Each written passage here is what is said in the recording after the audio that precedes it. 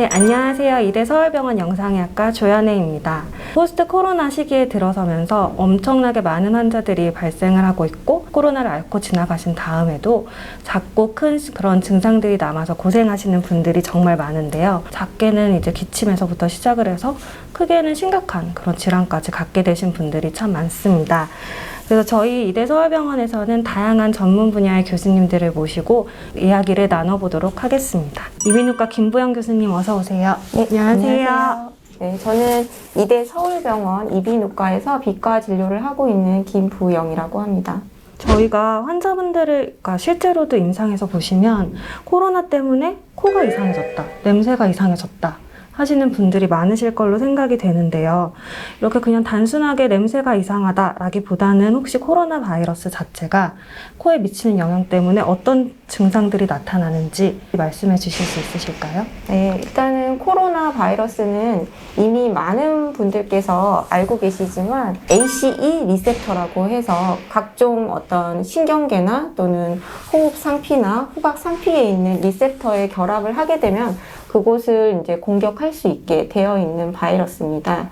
코에 있는 후각 상피 그리고 호흡 상피에도 이 리셉터가 있기 때문에 코에 영향을 미칠 수가 있습니다. 실제로 후각 변화가 초기 증상으로 많이 얘기가 된 이유도 아마 이런 이유에서 비강 쪽이 먼저 손상을 받기 때문으로 생각됩니다. 또한 이비인후과에 오는 증상으로는 물론 초기 증상이 후각 변화, 미각 변화가 중요하긴 하지만 포스트 코로나 증상으로 격리가 끝나신 분들은 기침이나 또는 콧물, 또 후비루, 또 2차적으로 세균 감염 등이 생겨서 축농증이 생기고 인 후두통이 뒤늦게 또 남거나 또는 또 심해지거나 해서 올 수가 있겠습니다. 제일 이제 많은 분들이 불편해하시고 궁금해하시는 게 이제 초기 증상으로도 올 수 있지만 나중에 포스트 코로나까지 지속이 될 수 있는 후각 둔화가 있을 것 같은데요. 이렇게 많은 분들이 오시나요, 실제로도? 네, 저는 이제 개인적으로 비과에서도 후각 분야에 대해서 관심이 있고 연구하고 또 진료를 집중적으로 보기 때문에 외래에서 체감하는 정도는 상당히 높습니다. 근데 수치적으로 봤을 때는 국내 연구에서는 코로나 감염자 중 30% 정도가 후각 둔화가 있다고 발표된 예가 있고 유럽 같은 경우 독일은 3분의 2가 후각 변화가 생긴다고 아주 높은 수치로 되어 있어서 여러분이 이제 문헌적으로 보게 돼서는 뭐 20, 30%에서 80%까지도 높게 나타날 수가 있다라고 되어 있습니다. 그럼 보통 선생님께서 외래에서 보시는 이런 후각 둔화의 지속 기간이나 정도는 어떻게 될까요? 국내 상황상 격리가 끝나고 오시기 때문에 증상은 일찍 나타나도 병원에 오는 시기는 격리가 끝난 일주일 후에 보통 오게 되고 뭐 발표되는 거에 따르면은 보통 유럽에서는 후각 저하는 코로나 때문에 생겼을 때는 한 달 정도 유지가 되고 회복이 대부분 좋아진다, 뭐 8, 90%까지도 좋아진다라는 발표들이 있습니다. 그런데 실제로 코로나 바이러스도 바이러스이기 때문에 상기도 감염 후에 생기는 경우는 옛날부터 많이 있었거든요. 일반적으로 봤을 때는 후각 변화가 생기고 지속되는 기간이 보통 6개월에서 많게는 1년까지 아주 서서히 좋아지게 됩니다. 근데 지금 말씀을 하시긴 하셨는데 저는 사실은 이렇게 언론이나 주변에서 코로나 겪으신 분들한테 들었을 때는 그냥 뭐 길어봤자 일주일 이렇게 사실은 생각을 했었거든요. 근데 한 달 이상이라고 하면 사실 제가 만약에 코로나를 걸렸고 후각 둔화가 생겼으면 되게 좌절스러울 것 같은데 네, 맞습니다. 빈도도 높고 기간도 되게 오래가는 그런 문제가 생기는 것 같아요.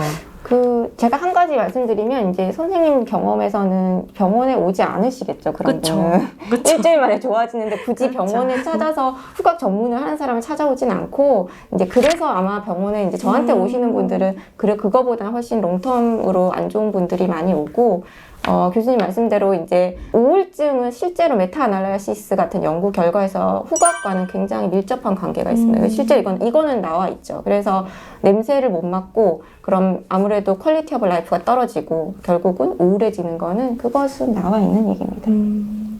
그러면은 혹시 뭐 격리를 하고 있는 동안이라던가 후각 둔화가 나타나 있던 초기 시간이라던가 이럴 때 조금 빨리 이거를 발견할 수 있다던가 이런 방법이 있을까요? 발견 방법은 일단 후각 검사 자체도 주관적인 검사를 주로 하기 때문에 본인이 알게 되고요. 음식 맛을 몰라서 또 먼저 알게 되시는 분도 간혹 있습니다. 후각이 이제 음식의 향에 많은 영향을 미치기 때문에 좀 미각으로 먼저 이걸 인지하시는 분도 있고, 병원에 오시게 되면 검사도 있는데 검사도 객관적인 검사, 주관적인 검사가 있고, 실제로 병원에서 가장 많이 하고 있는 검사도 주관적인 검사이기 때문에 이거는 주관적인 부분이 많이 차지한다는 생각이 듭니다. 저희 이제 초반에 전공의가 이제 걸려서 후각이 둔화가 됐었던 때가 있었는데, 그때 이제 약간 교수님들께서 이걸 트레이닝을 시키면, 훈련을 하면 좀 빨리 좋아진다. 맞아요. 집에 있는 이것저것을 다 맡아봐라. 뭐 그런 이제 말씀을 하셨었거든요. 그리고 제가 이제 막 맘카페 같은 거에 들어가 보면 1단계 뭐 밤 냄새가 안 나요. 뭐 2단계 뭐가 안 나요. 뭐 마지막에는 라면 냄새도 안 나요. 뭐 이런 게 있어서 그런 걸 좀 훈련을 하면 좋아진다. 그렇게 해서 대처를 한다라는 게 있었는데, 실제로도 전문적으로도 사용이 되는 방법일까요?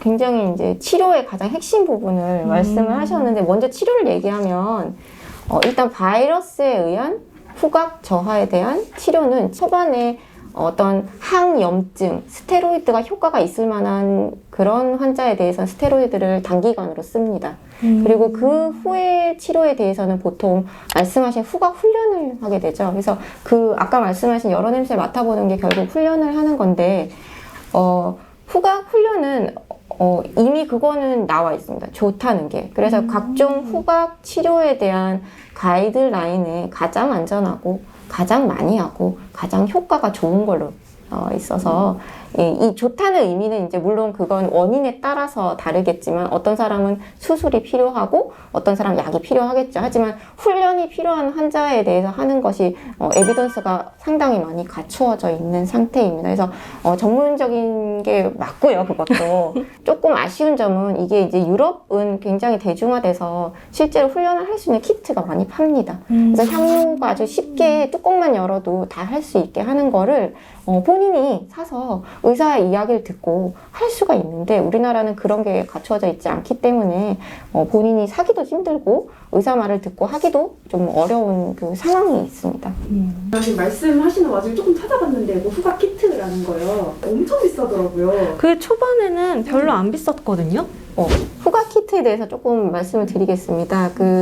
원래 아까 유럽에서는 많이 한다 얘기를 했는데, 이런 데서는 이제 후각 훈련을 하는 물질을 정했어요, 처음에. 꽃향기 하나, 과일 향기 하나, 어떤 향기 하나, 이렇게 해서 그거를 가장 다양하게 또 대표할 수 있는 걸 모아서 키트를 만들었어요. 처음에 만들었던 딱 그 후각 그 향만 효과가 있는 건 절대 아니고, 최근 논문에서는 그 나라 사람들이 친숙한 게 더 좋다 라고도 많이 나와 있습니다. 그래서 우리나라도 처음에 독일에서 갖고 온 뭐 유칼립투스 이런 거는 사실 이게 뭐예요? 하고 물어보세요. 근데 이게 후각 훈련이라는 게 냄새를 맡고 뇌가 자꾸 예전 기억을 떠올리는 효과도 있기 때문에, 전혀 모르는, 생전 태어나서 처음 맡는 냄새를 가지고 하는 게 효과가 많지 않을 거라고 생각을 한 거죠. 그래서 지금은 만약에 이제 우리나라에서 쉽게 사기가 어렵다, 또는 너무 고가다, 뭐 이거 꼭 사야 되냐고 물어보신다면, 저는 사실은 내가 생활에서 매일 요리하던 거 비누 냄새, 샴푸 냄새도 충분히 효과가 있고, 그렇게 꼭 향료 그 종류에 전혀 그렇게 관심을 많이 두실 필요는 없지 않을까 하는 생각이 듭니다.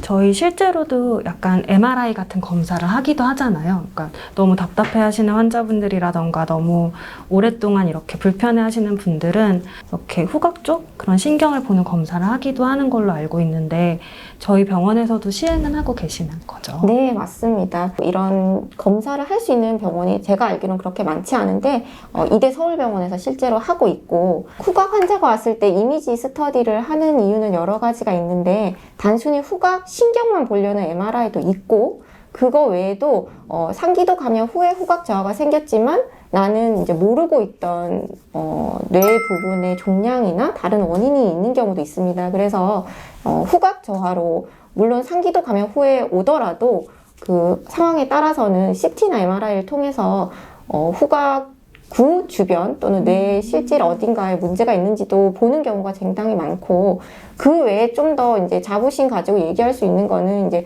여기서는 이제 이비인후과도 뭐 저처럼 후각에 관심이 많은 의사가 있고, 실제로 MRI도 후각 MRI가 세팅이 되어 있기 때문에 후각 신경 자체를 살펴볼 수 있습니다. 그래서 그것을 통해서 도움을 좀 더 받을 수 있기 때문에 상당히 저는 좋은 일이라고 그건 생각을 하고 있습니다. 그래서 저희도 그때 이제 코로나가 시작이 되면서 영상의학과에서도 이걸 진짜 MRI로 이런 신경까지 볼 수가 있을까? 저희가 워낙에 기존에는 이제 머리 검사를 할 때는 특별히 이제 고려를 하지 않았던 부분인데, 이 기회에 이제 세팅을 하게 되면서 검사를 하고 있고, 그리고 그런 결과를 이제 같이 보면서 아, 이런 사람들이 진짜 이렇게 후각 둔화에 문제가 있구나, 아니면 다른 데 뭔가 종양이 있구나, 이런 거를 같이 확인을 할 수 있는 그런 상황인 것 같습니다. 아까 이제 처음에 말씀을 해주셨던 것처럼 후각 둔화가 있는 이제 환자들 중에 가끔 가다가 이제 다 나은 것 같은데 이상하게 냄새가 난다거나, 아니면은 내가 알던 거랑 좀 다른 냄새가 난다거나, 다른 사람들은 못 맡는 냄새를 맡는다거나, 혹시 실제로도 그런 경우가 있나요? 네, 많이 있습니다. 이것은 이제 포스트 코로나에 국한되진 않고 어떤 바이러스나 또는 뭐 다른 이유에서 후각 저하가 생겼을 때 회복되는 과정에서 특히 저는 많이 보게 되고요. 이상 후각이라고 합니다. 후각이 이상한 거죠. 근데 종류가 이제 환후각, 착후각 이렇게 말하고, 착후각의 경우는 이게 다른 냄새로 나는 거죠. 그래서 이게 지금 A 냄새인데 B 냄새로 이상하게 난다는 거고, 환후각은 다른 사람 안 나는데 나만 나는 냄새. 그래서 이런 종류의 문제를 가지신 분도 왕왕 있고, 근데 사실 여기에 대해서는 이제 뭐 특별한 이제 연구가 뭐 잘 되어 있는 부분은 없습니다. 하지만은 이것 또한 후각 질환의 일부로서 생각을 하기 때문에 일반적인 후각 검사를 먼저 하고, 다른 냄새는 먼저 잘 맞는지, 다른 건 다 정상적인지, 전체 점수는 잘 나오는지를 보통 보고, 그 후에 치료 과정에서는 아까 말했던 스테로이드나 후각 훈련 재활을 통해서 치료 방법이 크게 다르지는 않습니다. 그러면 이제 후각 둔화에서 좀 넘어가서 아까 말씀하셨던 이제 다른 이비인후과를 찾아오는 증상들에서 좀 여쭤볼 텐데요. 사실 이제 지나고 나면 제일 많이 불편해하시는 건 기침인 것 같아요. 근데 보통은 이제 기침 때문에 뭐 다른 내과나 이비인후과에 가게 되면 말씀을 하시는 게 거의 다 코가 뒤로 넘어가서 그렇다, 뭐 축농증이 있어서 좀 열감 같은 게 있으면서 기침을 할 수 있다 라고 말씀을 하시는데, 이런 경우도 흔한가요? 네, 아주 흔한 증상 중에 하나고, 기침이 굉장히 넓은 범위의 증상이죠. 그 중에 가장 대표적인 질환 중에 하나가 비염이나 또는 축농증이 되겠죠. 근데 이제 포스트 코로나에 다시 집중을 해서 본다면은, 코로나가 처음에 증상은 발열이 가장 많거든요. 그래서 발열 이후에 이제 생기는 증상 중에서 축농증이 이제 2차적인 세균 감염이 생기거나, 또는 뭐 원래 비염이 있어서 환기가 잘 안 되는 상태인데 내가 이번에 열도 앓고 감염이 될 만한 이제 원인이 되는 거죠. 하고 붓고 코가 막히면서 또 제대로 환기가 안 되니까 결국은 농이 차는 거죠. 축농이잖아요. 그래서 그런 식으로 염증이 생겼을 때 다시 이제 목이 아프고 코가 넘어가고, 그 증상으로 기침을 해서 이비인후과에 오게 되는 거죠. 다 연결이 돼 있네요, 결국은. 네. 그렇죠. 이제 보통은 저 같은 경우도 이것 따로 저것 따로 이렇게 생각을 했었는데, 결국은 이런 많은 것들 때문에 코로나 이후에도 환자분들이 많이 불편해하시고 외래를 많이 오실 수밖에 없는 상황인 것 같습니다. 네, 저희 이대 서울병원에서는 고생하시는 환자분들을 위해서 웰케어 클리닉을 개설하고 있습니다. 네, 포스트 코로나 이후에 이비인후과적인 증상이나 후각 저하 등의 문제가 있으신 분들은 이대 서울병원 이비인후과 김부영 진료실로 오시면 성실히 진료하겠습니다. 네, 감사합니다, 교수님. 감사합니다. 저 그냥 개인적인 궁금증인데요. 그럼 교수님은 향수 냄새 같은 거 잘 구분하시나요? 잘 구분. 일반인보다 뭔가 이렇게 향을 좀 더 잘 맡으시나요? 다른 교수님들? 전혀 아니죠. 전혀.